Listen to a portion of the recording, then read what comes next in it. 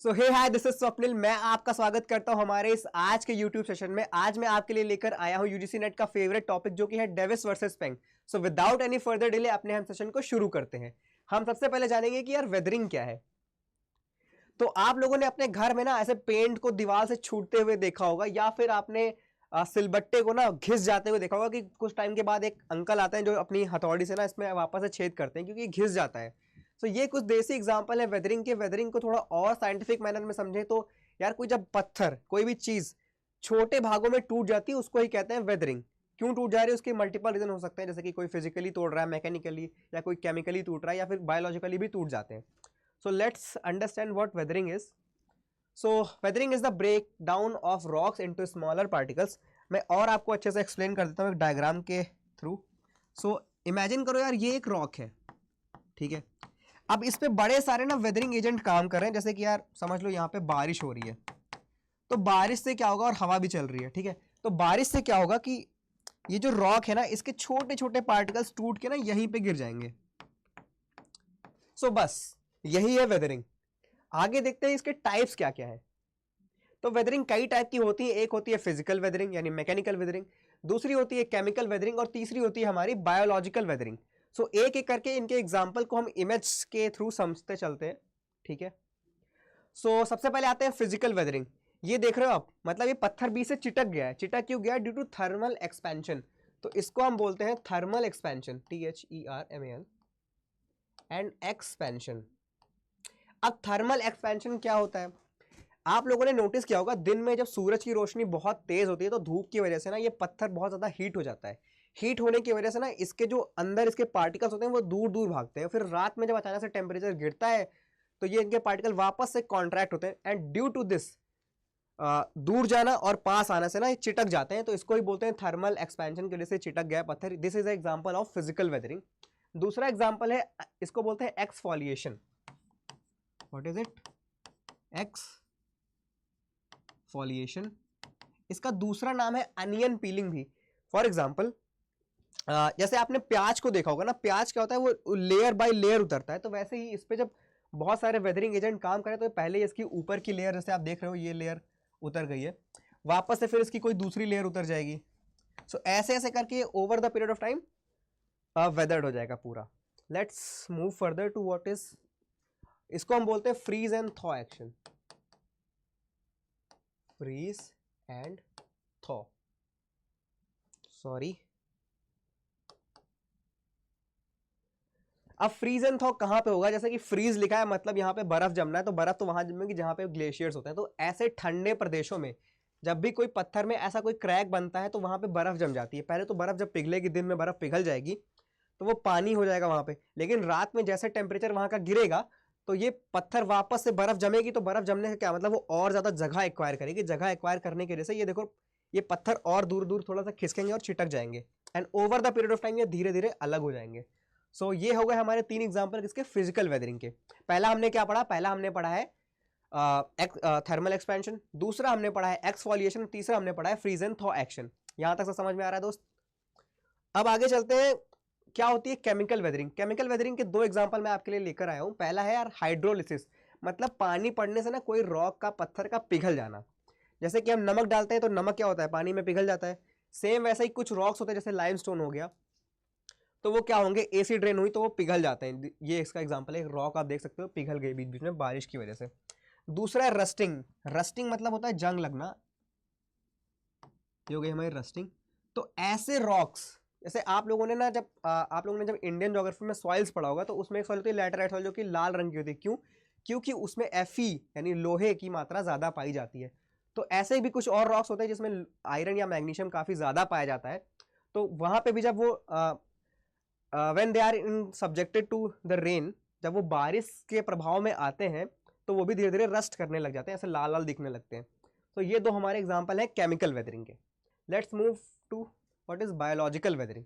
Biological weathering के दो example आप ये समझ लो कि जब आपने देखा होगा आपकी दीवार पे ना कभी कभी पीपल का पेड़ उगाता है, तो क्या हो अगर हम उस पीपल के पेड़ को तोड़े नहीं, तो क्या होगा, वो धीरे धीरे पीपल का पेड़ बड़ा होगा, उसकी जड़ें जो होंगी दीवार की दरारों में काफी अंदर तक जाएंगी, और over the period of time वो दीवार को ना तोड़ देगा, वेदर कर देगा।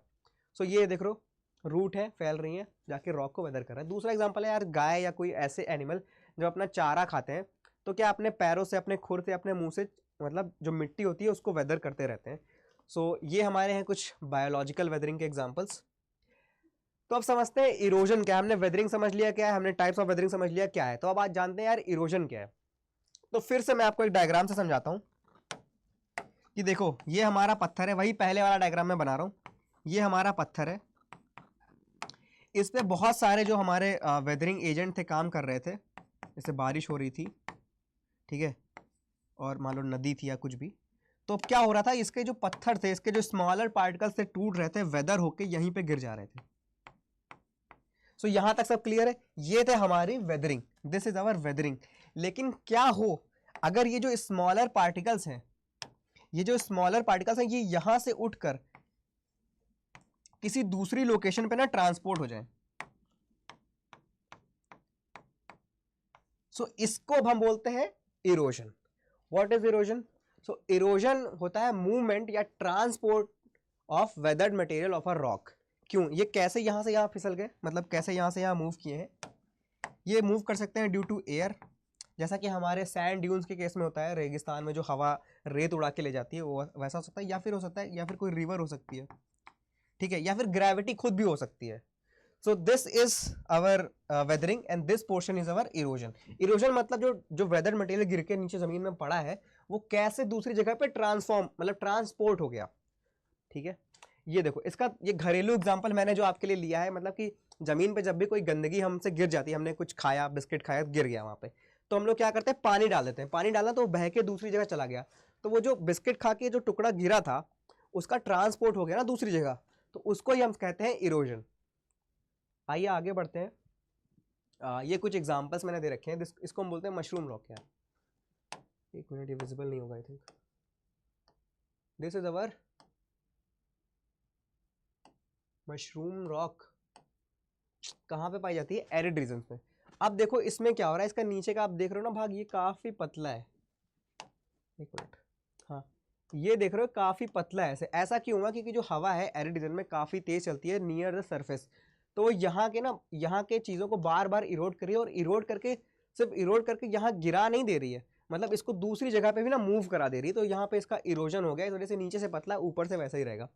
और दूसरा, जैसा मैंने आपको बताया था कि सैंड के केस में होता है, हवा जो होती है रेत को ना उड़ा के दूसरी जगह पे ले जाके इकट्ठा कर देती है, जैसे सैंड, जैसे ड्यून्स हमारे फॉर्म होते हैं। सो आगे बढ़ते हैं यार।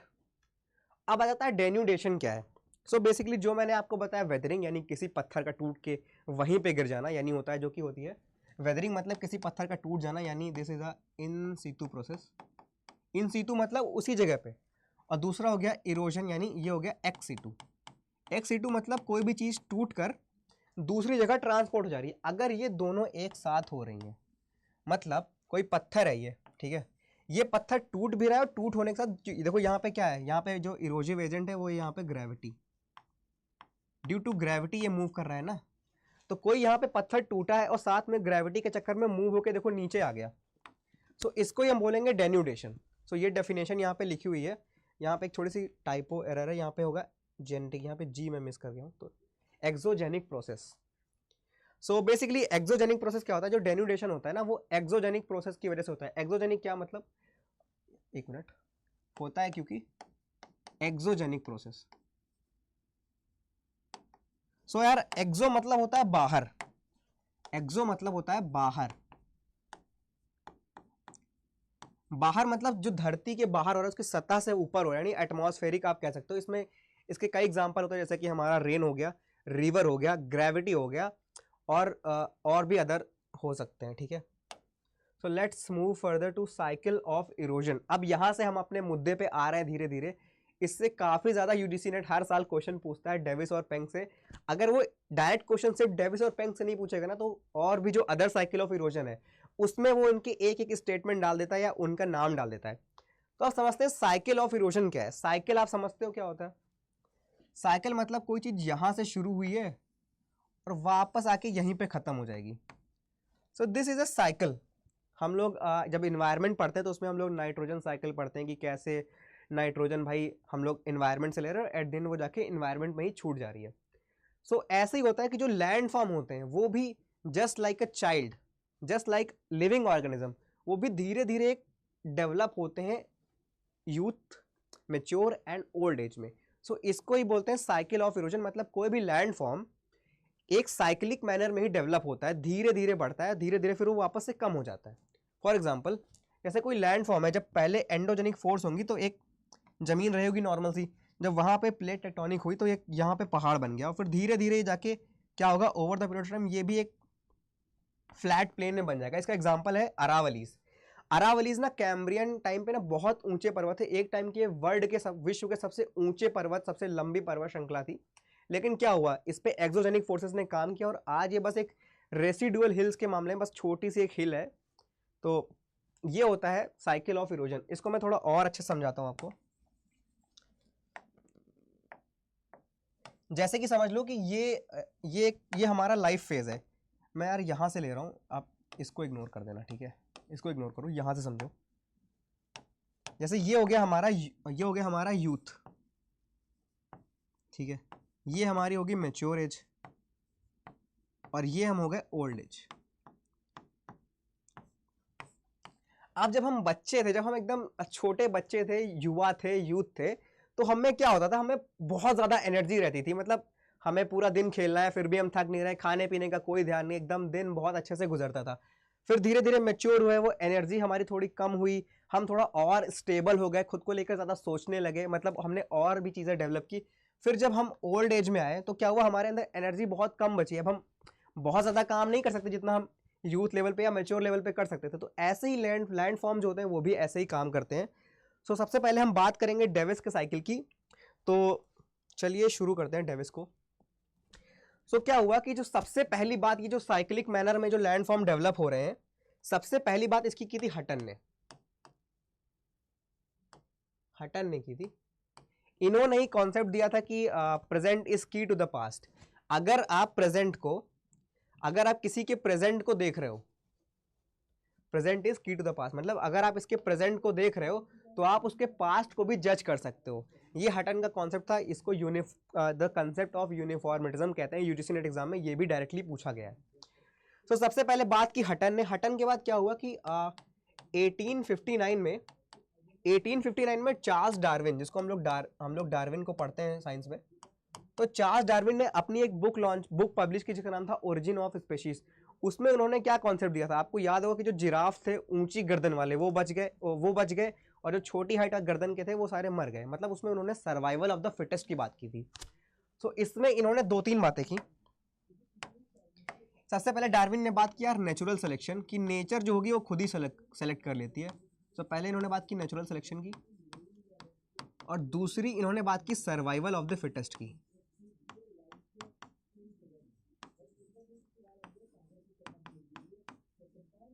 ठीक है, तो 2 बात की। अब जब ये बुक लॉन्च हुई 1859 में ना, तो धीरे धीरे सारे सब्जेक्ट थे वो डेवलप कर रहे थे। तो इनकी किताब का नाम था ओरिजिन ऑफ स्पेशीज। मैं एक बार यहाँ भी लिख देता हूँ क्योंकि ये क्वेश्चन भी पूछा गया है।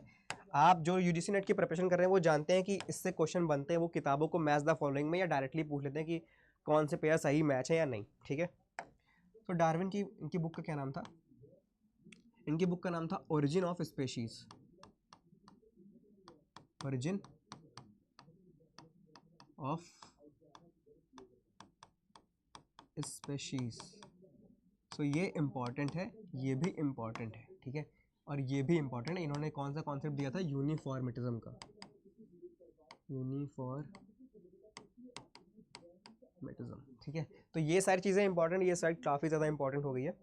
तो क्या हुआ 1859 में जब इन्होंने अपनी बुक पब्लिश की तो इसका इम्पैक्ट पड़ा सारे सब्जेक्ट पे। तो ज्योग्राफी में सबसे पहले जो इनसे इंस्पायर हुए वो थे हमारे डेविस साहब, विलियम मॉरिस डेविस। ये अमेरिकन, इनको फादर ऑफ अमेरिकन ज्योग्राफी या फादर ऑफ जियोमॉर्फोलॉजी भी कहते हैं। तो इन्होंने भी सोचा कि यार जो लैंड फॉर्म है जैसा हम देख रहे हैं यार, ये तो ऐसे कभी नहीं रहे होंगे, इन्होंने भी डेवलप किया होगा, ये ऐसे अभी दिख रहे हैं प्रेजेंट, हम इसके पास में जाके सोचते हैं कैसे दिख रहे होंगे। इन्होंने भी एग्जाम्पल लिया कि यार जो हमारे अपलेशियन माउंटेन ये अब थोड़ा थोड़ा इरोड हो चुके हैं, लेकिन क्या पता किसी टाइम पे बहुत ऊंचे रहे हों। तो फिर इन्होंने भी अपनी थ्योरी दी जिसको हम लोग आज कहते हैं नॉर्मल साइकिल ऑफ इरोजन। सो ये हमारा इंट्रोडक्शन पार्ट था, इसको हम देख चुके हैं। ठीक है, ये देखो यहाँ पे लिख रखा है कि Davis also believed that the landscape also go through a process of natural selection and just like a living organism, just like a life cycle, वो भी एक धीरे धीरे इसी प्रोसेस से गुजरते रहते हैं। सो अब देखते हैं इस थ्योरी के आगे कि क्या थे इनके अजम्पशन। इन्होंने कुछ कुछ अजम्पशन लिए कि यार मैं आपको बताता हूँ। सबसे पहले इन्होंने अजम्पशन लिया कि जो लैंड फॉर्म है वो उसकी जो स्ट्रक्चर है, जो उसकी लिथोलॉजी है वो एकदम सेम है, यानी होमोजेनस स्ट्रक्चर है। दूसरा, इन्होंने रिवर को मेन सोर्स ऑफ इरोजन माना। क्यों? क्योंकि ये यूएसए में थे ना, ये यूएसए के निवासी हैं। यूएसए में मिसौरी रिवर आपने पढ़ा होगा, क्योंकि मिसौरी रिवर पे इनका काफी ज्यादा इंपैक्ट था। तो इन्होंने सोचा कि यार river is the only main source of erosion. इन्होंने बाकी इरोजन को मतलब कंसीडर किया, लेकिन उसको इतना ज्यादा नहीं माना। ठीक है। दूसरा, इन्होंने बात किया कि जो लैंड फॉर्म बनता है तो कैसे बनता है। Land form is a result of upliftment and denudation. लेकिन यहाँ पे कैच है, इन्होंने एक बात बोल दी कि यार सबसे पहले होगा अपलिफ्टमेंट। पहले क्या होगा, पहले यार आराम से एक पर्वत बन जाएगा, उसके बाद ये धीरे धीरे छोटा होना चालू हो जाएगा। ठीक है, तो इन्होंने ये बात की, इस साइकिल की बात की थी। ठीक है, और जैसे कि ये हो गया, ये तीनों हो गए। अब आज देखते हैं ट्रायो ऑफ डेविस क्या थे। मतलब ये 3 कंपोनेंट है। ये एग्जांपल ये भी यूजीसी नेट में पूछा जा चुका है कि क्या थे। मतलब ये 3 दे देगा और एक कोई गलत स्टेटमेंट देगा कि आप बताओ यार इसमें क्या होता है। ठीक है, तो ट्रायो ऑफ डेविस ये काफी ज्यादा इंपॉर्टेंट है। इसमें सबसे पहले इन्होंने बात की स्ट्रक्चर की, दूसरा था प्रोसेस, तीसरा था टाइम। तो स्ट्रक्चर मतलब क्या होगा? स्ट्रक्चर मतलब होगा लिथोलॉजी। मतलब कोई रॉक है, कोई पत्थर, तो कैसा बना है, उसमें उसके मिनरल कंपोजिशन क्या है, उसमें फोल्ड फॉल्ट कैसे हैं, उसमें परमेबिलिटी कैसी है, तो ये सारी चीज़ें इन्होंने कंसीडर की। दूसरा इन्होंने कंसीडर किया प्रोसेस, जो कि मैंने आपको बताया 2 टाइप की प्रोसेस होती हैं, एक्सोजेनिक और दूसरी होती है एंडोजेनिक। तो ये जो एंडोजेनिक प्रोसेस होती है इससे लैंडफॉर्म बनते हैं, और जो एक्सोजेनिक प्रोसेस होती है वो मतलब लैंडफॉर्म को कम करती है। तीसरा है टाइम। ये तो सेल्फ एक्सप्लेनेटरी इन्होंने, लेकिन डेविस ने टाइम को बहुत ज्यादा इंपॉर्टेंस है कि यार पहले देखो आराम से इसको बढ़ जाने दो, उसके बाद धीरे धीरे वो जाके कम हो जाएगा। तो इन्होंने टाइम को मतलब इसको मैक्सिमम इंपॉर्टेंस दी गई थी, आप ये समझ लेना, बाय डेविस। समझ में आ रहा है यहाँ तक? सो अब आते हैं यार इनकी थ्योरी पर। तो थ्योरी के लिए मुझे एक डायग्राम ड्रॉ करना पड़ेगा। तो इनके थ्योरी के ना 3 फेज थे। जैसे कि कोई भी बच्चा होता है उसके 3 फेज होते हैं, एक यूथ, मैच्योर और ओल्ड। सेम इनकी थ्योरी में भी 3 फेज थे। तो 3 फेज को इन्होंने एक डायग्राम के थ्रू दिखाया था। सो मैं वही डायग्राम यहाँ पे ड्रॉ करता हूँ। ठीक है, तो पहले क्या होगा, सबसे पहले बताया, सबसे पहले होगा रैपिड अपलिफ्टमेंट। मतलब कोई भी आराम से बन जाएगा, मतलब रैपिड अपलिफ्टमेंट हो गया। दिस इज अवर ऑल्टीट्यूड यानी height, and this is Davis का फेवरेट टाइम या फिर स्टेज। ठीक है, ये इंक्रीजिंग ऑल्टीट्यूड है। पहले क्या हुआ, रैपिड अपलिफ्टमेंट हो गया। तो अब उसके बाद एक्सोजेनिक फोर्स काम करना शुरू करेंगे, तो धीरे धीरे ये इरोड होगा और एट द एंड जाके ये वापस से एक प्लेन बन जाएगा। ठीक है, ठीक है।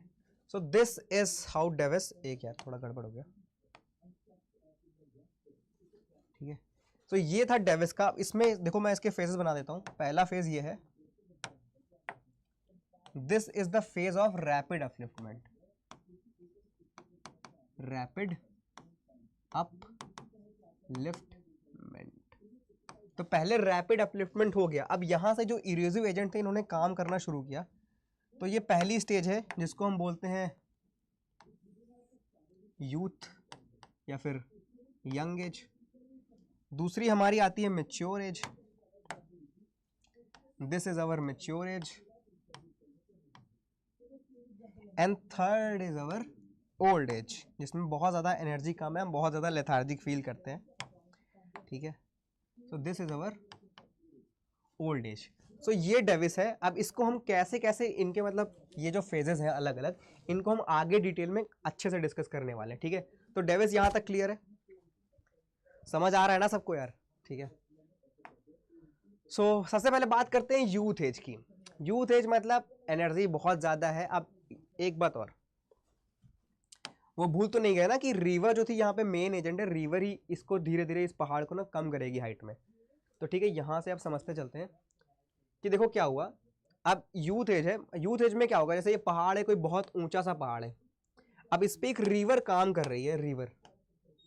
तो रिवर क्या करेगी, over the period of time ना इसकी हाइट को कम करेगी। लेकिन अगर आप हिमालयाज या कहीं पहाड़ों में गए होगे तो देखा होगा कि रिवर जो है, ये हमारी रिवर है, इसकी स्पीड बहुत ज़्यादा है। I hope things are visible. जो रिवर है इसकी स्पीड बहुत ज़्यादा है, तो क्या होगा ना, बहुत जल्दी जल्दी इरोड करेगी। तो इस पहाड़ों में ना आपको वी शेप वैलीज दिखेंगी। वी शेप वैलीज क्या होती हैं, आप एक और डायग्राम ड्रॉ करता हूँ, ठीक है, एक मिनट। हाँ, सो अब यहाँ पे दिखेंगे आपको V shape valleys. This is how a V shape valley look.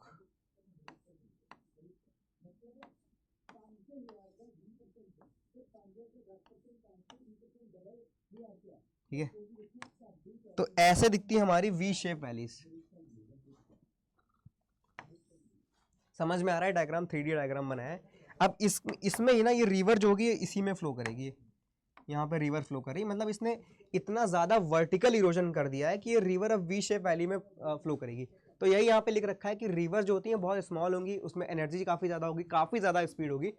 तो जो ये लोग यहाँ पे ना हेडवर्ड, सॉरी यार, दिस इज हेडवर्ड इरोजन यहाँ पे करेंगे, और वर्टिकल इरोजन में वो ज्यादा इन्वॉल्व रहेंगी, तो फॉर्म करेंगी at the end V shaped valleys. ठीक है, क्या है, बहुत सारे एरर्स हो गए आज।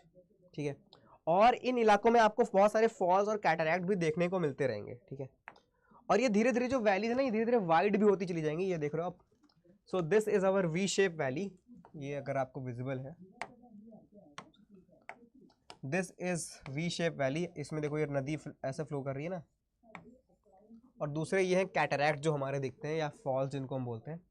अब क्या होगा, ये जो वी शेप वैली थी, ये जो हमारी वी शेप वैली है ना यहाँ पे, ये धीरे धीरे इसमें भी जो सेडिमेंट्स होंगे बीच में पड़े होंगे, तो ये साथ साथ पॉट होल यहाँ पे, मतलब एक पत्थर होंगे, वो भी नीचे नीचे नदी के सारे से मूव करते रहते हैं। तो ये इसके अगल बगल इलाकों को भी ऐसे ऐसे इरोड करना चालू कर देगी। तो over the period of time ना ये वी शेप वैली कुछ ऐसे दिखने लगेगी, क्योंकि ये पत्थर भी इरोड कर रहा है। ठीक है, सो आइए, यूथ एज आपको समझ में आ गई, एनर्जी बहुत ज़्यादा है, जो नदी है उसमें काफ़ी ज़्यादा स्पीड है, क्योंकि बहुत ज़्यादा एनर्जी है, ऊंचाई से गिर रही है। इस वजह से वो जो नदी है वो हेडवर्ड इरोजन और वर्टिकल इरोजन यानी नीचे गहराई करने के लिए ज़्यादा बिजी है। इस वजह से यहाँ पे फॉर्म होंगी वी शेप वैली। ठीक है, let's move further to our mature age. अब मेच्योर एज में क्या हुआ कि यार रिवर की ना एनर्जी थोड़ी सी कम हो गई, मतलब अब थोड़ी स्टेबिलिटी आएगी। तो जो हमारा लैंड फॉर्म है, जो बहुत पहले एकदम से उसने बहुत ऊंची हाइट पा ली थी, धीरे धीरे वो बहुत जल्दी नीचे होने लगा। लेकिन क्योंकि अब यहाँ पे रिवर की जो स्पीड है वो धीरे से स्लो हो चुकी है, तो यहाँ पे जो हमारा लैंड फॉर्म होगा वो थोड़ा मेच्योर, थोड़ा स्टेबल हो जाएगा। मतलब उसकी हाइट बहुत ही स्पीड से ऐसे नहीं गिरेगी, रैदर उसकी स्पीड थोड़ी थोड़ी, मतलब हल्का सा स्टेबिलिटी आपको देखने को मिलेगा। ये नहीं होगा, ये स्टेबिलिटी दिखेगी मेच्योर एज में। और क्या होगा, जैसा कि मैंने आपको बताया, उसके एंड फेज में जो हमारी वी शेप वैली वो कन्वर्ट हो जाएगी यू शेप वैली में। अब यू शेप वैली क्या होती है, this is how a you shape valley looks like.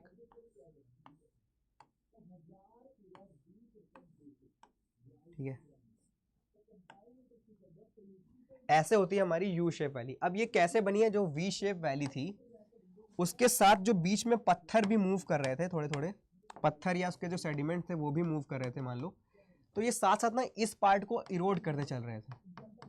तो अब रिवर की स्पीड इतनी भी कम नहीं है कि वो बहुत ज़्यादा इरोड नहीं कर पाएगी। अब यहाँ पे जो वैली पहले वर्टिकल इरोजन कर रही थी वो लैटरल इरोजन करने लगेगी।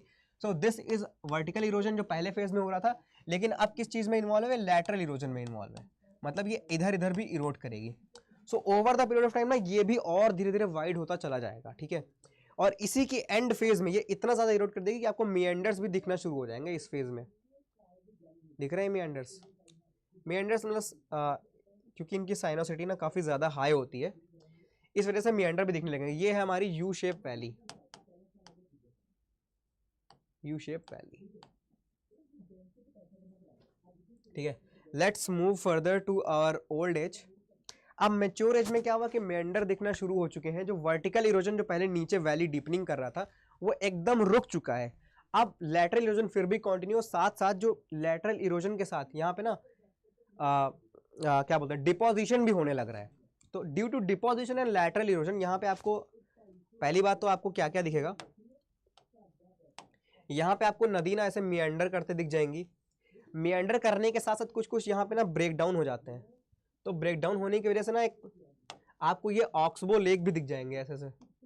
ये ऑक्सबो लेक, जिनको गोखुर झील भी बोलते हैं, गोखुर मतलब खुर, जो गायों के पैर के नीचे खुर होता है ना, वैसा दिस में वैसा ये हमारे ऑक्सबो लेक भी यहाँ पे दिख जाएंगे। ठीक है, ठीक है, ये हमारा होगा मियांडरिंग चैनल और ऑक्सबो लेक भी दिख जाएंगे। और इसके साथ एट द एंड क्या होगा, यहाँ पे आता हूँ वापस एक बार अपने डायग्राम पे। हाँ जी, तो अब क्या होगा, हमने पढ़ लिया यूथ एज, मैच्योर एज और ओल्ड एज। अब क्या हुआ कि जो ओल्ड एज में ना सिर्फ कुछ रेसिडुअल एकदम एक अनड्यूलेटिंग मतलब फीचरलेस प्लेन बचेगा। यहाँ पे देख रहे हो एकदम इसमें कोई फीचर नहीं है, इसको आप हिल भी नहीं कह सकते हो, इसको आप पहाड़ भी नहीं कह सकते हो, क्या मतलब this is a featureless plain, this is a featureless plain, जिसको डेविस ने बोला पेने प्लेन। क्या बोला, पेने प्लेन। और इस पेने प्लेन में कुछ कुछ कुछ छोटी मोटी ऐसे हिल रह जाएंगी, जैसे कि यहाँ पे देख रहे हो, हाईलाइट कर देता हूँ, जैसे ये कुछ ऐसे से हिल रह जा रही है यहाँ पे, तो इसको डेविस ने बोल दिया मोनैडनॉक्स।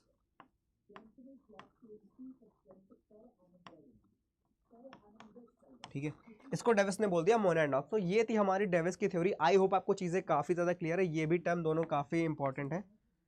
सो आगे देखते हैं यार, थोड़ा सा पानी भी मैं पी लेता हूँ। तो हाँ, तो ओल्ड एज में बात कर ली। ओल्ड एज में क्या हो रहा है, देखो डेल्टा बन रहे हैं, हमने मियांडरिंग की बात की, हमने ऑक्सबो लेक की बात की, साथ में बन रहे हैं डेल्टा, और साथ में हमारे बन रहे हैं एलुवियल प्लेन, एलुवियल फैंस इनको बोलते हैं। ठीक है, मतलब this is a depositional feature. So अब बात करते हैं क्रिटिसिज्म की। ठीक है, तो डेविस के क्रिटिसिज्म बहुत ही बेसिक से क्रिटिसिज्म थे। आप अगर आपने ध्यान से सुना होगा पूरी थ्योरी को, तो आप समझ पाओगे यार कोई भी एक जो पहाड़ है उसकी स्ट्रक्चर सेम कैसे हो सकता है, मतलब ये कुछ बात जमी नहीं कि उसका स्ट्रक्चर एकदम सेम है, मतलब ऐसा तो नहीं हो सकता, उसमें कुछ ना कुछ तो अलग अलग होगा ही।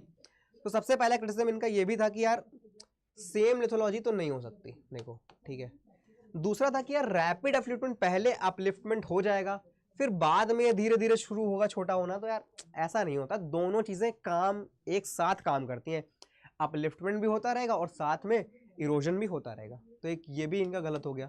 दूसरा था कि यार इन्होंने ना, इनका जो माइंडसेट बना था वो इनके रीजन पे बना था, तो मतलब इनकी जो थ्योरी थी वो बेसिकली बहुत ही छोटे इलाके को कंसीडर करके बनाई गई थी। ये इनकी थ्योरी, अगर जहाँ पे नदियाँ ही नहीं, जैसे एरिड रीजन हो गया हमारा, तो वहाँ पे क्या, अफ्रीका में क्या क्या इरोजन नहीं होता, क्या वहाँ के पहाड़ छोटे नहीं हुए? तो ये सारे क्वेश्चन भी उठने लगे मन में, तो इसका अप्लीकेशन लिमिटेड है। और यार इनके इमेजिनेशन में वैसा मतलब डिडक्टिव थ्योरी थी, और साथ में इन्होंने टाइम को कुछ ज़्यादा ही एम्फेसिस दे दी, मतलब इन्होंने स्ट्रक्चर और प्रोसेस पे इतना काम कम किया और टाइम को दे दिया कि यार टाइम विल टेल यू कि क्या होने वाला है। ठीक है, सो ये थे इनके कुछ क्रिटिसिज्म। सो अब हम बात करते हैं हमारे पेंग की थ्योरी की। Just give me a break, मैं पानी पी लेता हूँ। सो चलिए आगे बढ़ते हैं, अब हम बात करते हैं पेंग की। तो यार हाँ, कुछ रह गया कि जो डेविस की थ्योरी थी ना, इसको कुछ और टर्म्स के नाम से भी जानते हैं, मैं यहाँ पर लिख देता हूँ। जैसे इसको बोलते हैं नॉर्मल साइकिल ऑफ इरोजन, हमने पढ़ लिया, इसको बोलते हैं ज्योग्राफिकल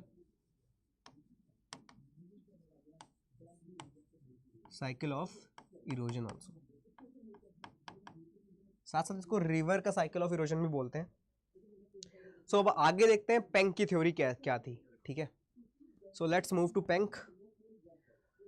हाँ, तो पेंक ने ना अपनी किताब एक इन्होंने पब्लिश की थी जिसका नाम था डीए मॉर्फोलॉजी से एनालिजे। ठीक है, ये जर्मन थे, ये जर्मन साइंटिस्ट थे, तो इनकी जर्मन भाषा में ही थ्योरी थी, तो ये इनका आगे जाके एक नेगेटिव पॉइंट भी बना। इन्होंने यार क्या बोला कि जो लैंड फॉर्म है ना, they are the result of both endogenic and exogenic process, they are acting together या दे आर को एग्जिस्टिंग। तो ये इनकी थ्योरी का मेन जो था, मेन पॉइंट था इसको बोल सकते हैं, क्योंकि ये डेविस को इन्होंने क्रिटिसाइज किया, अगर ऐसा नहीं होता कि दोनों अलग अलग चल रहे हैं, दोनों एक साथ ही चलेंगे, तो इनकी थ्योरी जो थी ये मोर करेक्ट थी। इसको ये एक कंसेप्चुअल नॉलेज नहीं है, बेसिक सा बस फैक्ट है कि इसके कॉन्सेप्ट में ट्रेपेन कॉन्सेप्ट भी बोलते हैं। तो अब इनकी थ्योरी की हम बात कर लेते हैं, उससे पहले यार इनके कुछ अजम्पशन भी देख लेते हैं। ठीक है, पहला इन्होंने जो थ्योरी थी, इन्होंने टाइम को बहुत ज़्यादा ध्यान में नहीं रखा कि यार टाइम तो ठीक है, क्योंकि दोनों चीज़ें साथ में चल रही हैं तो टाइम का इतना इंपॉर्टेंस रहता नहीं, तो इनकी थ्योरी थी टाइम इंडिपेंडेंट थ्योरी, ठीक है। इन्होंने बोला अपलिफ्टमेंट एंड डेन्यूडेशन एक साथ काम करते हैं और over the period of time जो स्टीप कॉन्वेक्स स्लोप है ये धीरे धीरे नॉर्मल एक कॉनकेव स्लोप में बदल जाता है, ठीक है। इनके 4 स्टेजेस ऑफ अपलिफ्टमेंट थे, ये क्या थे? हाँ, इन्होंने बोला कि यार जो अपलिफ्टमेंट हो रहा है, जो डेविस ने कहा था कि रैपिड अपलिफ्टमेंट हो जाएगा एक बार में, फिर धीरे धीरे वो इरोड होगा। इन्होंने क्या बोला कि जो अपलिफ्टमेंट है वो भी 4 फेज में होगा। पहले सबसे पहले होगा एकदम स्लो अपलिफ्टमेंट हो रहा है, ठीक है। उसके बाद एक रैपिड अपलिफ्टमेंट होगा, उसके बाद धीरे धीरे इनका अपलिफ्टमेंट का रेट कम होता चला जाएगा, ठीक है। तो इनके 4 स्टेज थे। अब आते हैं आगे, बात करते हैं इनकी थ्योरी क्या थी। तो फिर से वही हम एक डायग्राम बनाएंगे, डायग्राम के थ्रू समझेंगे। ये थोड़ा सा रिपीटेटिव लग सकता है क्योंकि लगभग चीजें ठीक है, बट यहाँ पे चीजें ज्यादा आपको समझ में आने वाली हैं, तो थोड़ा सा अटेंटिव रहे यहाँ पे। सेम डायग्राम, ये हो गया हमारा ऑल्टीट्यूड, ये हमारा हो गया स्टेजेस। और हाँ, इनकी भी थ्योरी ना 3 ही स्टेज में थी। जैसे उनकी थी youth, mature and old age, इनके भी 3 अलग अलग नाम थे जो जर्मन नाम है, जो आगे आप देख लेना। मैं पढ़ने का भी ट्राई करूंगा आपके साथ, ठीक है। तो क्या हुआ, पहले तो यार हुआ देखो स्लो अपलिफ्टमेंट। हाँ, एक बात और, इन्होंने कहा कि जो अपलिफ्टमेंट हो रहा है वो किसी भी लैंडफॉर्म से नहीं हो रहा है। लैंडफॉर्म का अपलिफ्टमेंट हो रहा है प्राइमर रम्फ नाम के एक लैंडफॉर्म से। मैं यहाँ पे भी लिखूंगा अच्छे से। सो दिस इज, इमेजिन करो ये एक प्राइमर रम्फ है। क्या हो रहा है मैं बता रहा हूँ। अब पहले स्लो रेट ऑफ अपलिफ्टमेंट है, फिर धीरे धीरे रैपिड अपलिफ्टमेंट होगा।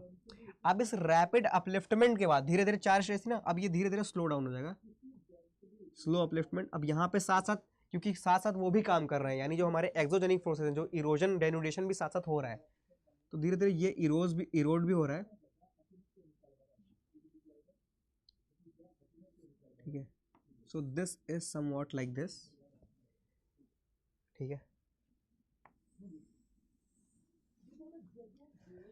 अब बात करते हैं क्या होता है प्राइमर रम्फ। एक एक करके हम सारी चीजें डिस्कस करेंगे। ये पहले समझ लो प्राइमर रम्फ क्या है। प्राइमर रम्फ, तो प्राइमर रम्फ को इन्होंने बताया कि ये बेसिक एक स्टार्ट फेज है, जो यहाँ पे बनता है एंड रम्फ, ठीक है। एक मिनट, यहाँ पे हमारा बनेगा एंड रम्फ,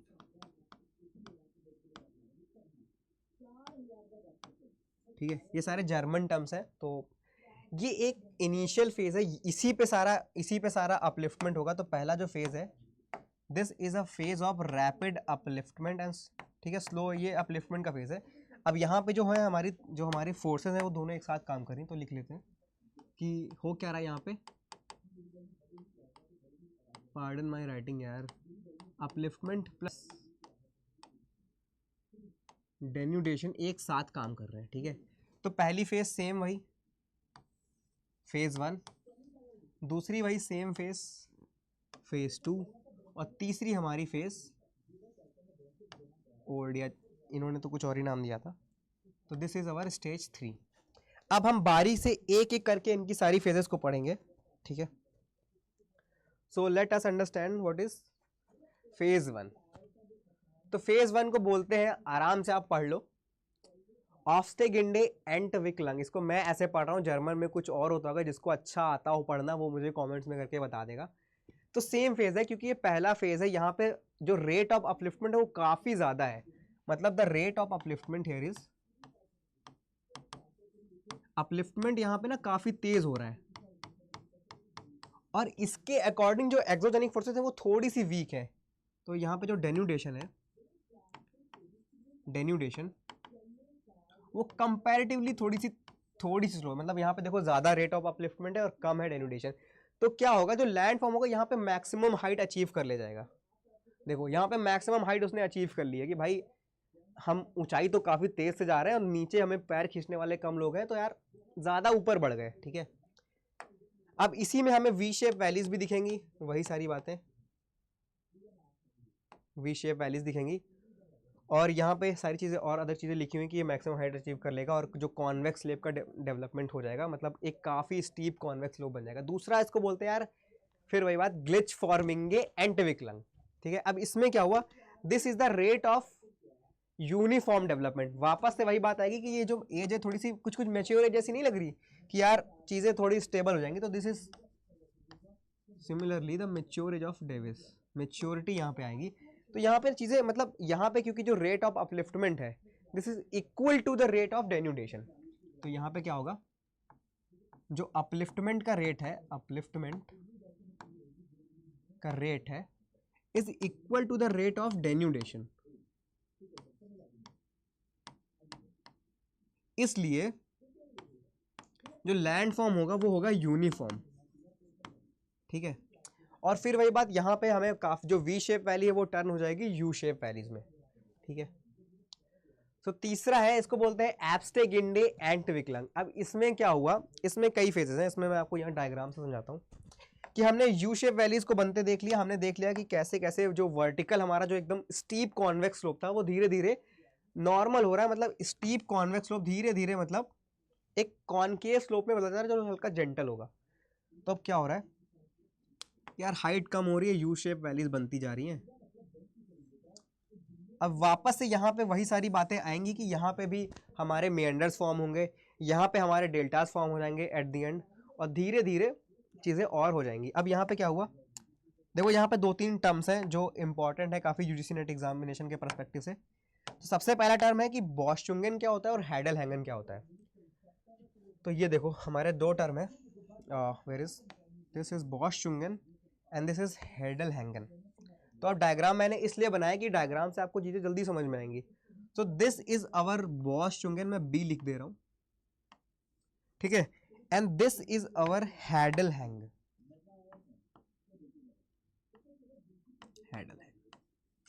हैडल-हैंग क्या है, वॉश स्लोप है, मतलब जब ये बॉस-चुंगेन होगा ये over the period of time ये भी हैडल-हैंग बन जाएगा, मतलब दिस इज अवर बॉस-चुंगेन, ये over the period of time ऐसे हो जाना है। तो इसको ही बोलते हैं बॉस-चुंगेन से ही हैडल-हैंग बन जाता है। अब इसमें और क्या चीज़ें हैं कि देखो with the passage of time जो हमारा इंटायर, अब शुरू में जो हमने बताया था प्राइमर रम्फ होता है, तो जो प्राइमर रम्फ है वो over the period of time हो जाएगा एंड रम्फ। इसको इन्होंने बोला था एंड रम्फ, मैंने आपको बताया था। अब ये जो प्राइमर रम्फ शुरू वाला था वो हो जाएगा एंड रम्फ में, बॉस-चुंगेन हो जाएगा हैडल-हैंग में। लेकिन फिर भी यहाँ पे भी जैसे कि डेविस के टाइम पे ना कुछ मोनैड नॉक्स, कुछ रेसिडुअल हिल्स रह गई थी, वैसे ही पेंग की थ्योरी में भी कुछ रेसिडुअल हिल्स रह जाएंगी जो इरोड एक over the period of time नहीं होती है, क्योंकि उनका स्ट्रक्चर कैसा है, वहाँ पे जो इरोजिव एजेंट है वो धीरे धीरे वीक हो जा रहे हैं, मल्टीपल रीजन से वो भी हो जाएंगे। तो अब क्या होगा, कुछ रेसिडुअल हिल्स यहाँ पे भी रह गई, तो इन्हीं रेसिडुअल हिल्स को जो पेंक ने क्या नाम दिया, इन्होंने नाम दिया था इंसेलबर्ग। इंसेलबर्ग कहाँ होगी, एंड रम्फ में होगी। ये क्वेश्चन यूजीसी नेट एग्जाम में पूछा जाता है, मतलब वो कैसे पूछेंगे कि दे देंगे प्राइमर रम्फ, एंड रम्फ, फिर इंसेलबर्ग, आपको मैच करना रहेगा किससे मैच करोगे, ठीक है। सो ये थी हमारी थ्योरी।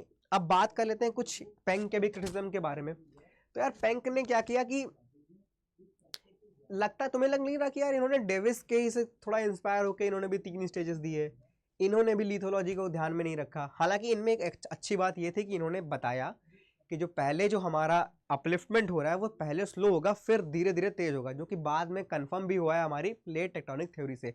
मैंने उस वीडियो में आपको पढ़ाया कि कैसे कैसे अपलिफ्टमेंट होता है, ठीक है, कैसे माउंटेन्स बनते हैं, ठीक है। और इन्होंने दूसरी अच्छी बात ये बताई कि जो एक्सोजेनिक फोर्स है वो काम करती है साथ साथ अपलिफ्टमेंट के, यानी अपलिफ्टमेंट भी हो रहा है और साथ में धीरे धीरे डेन्यूडेशन भी हो रहा है।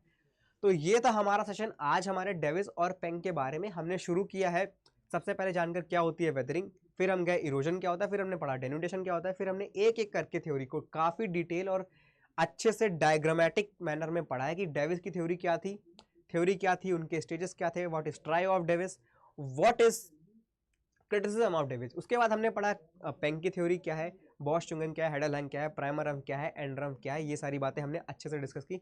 तो आई होप आपको ये सेशन अच्छा लगा होगा। अगर आपको चीज़ें अच्छे से समझ में आई हैं तो डू कमेंट, मुझे बताएं मैं चीज़ें और क्या इम्प्रूव कर सकता हूं। So thank you so much, this is all about today. So मिलते हैं आपसे अगले वीडियो में। Thank you guys.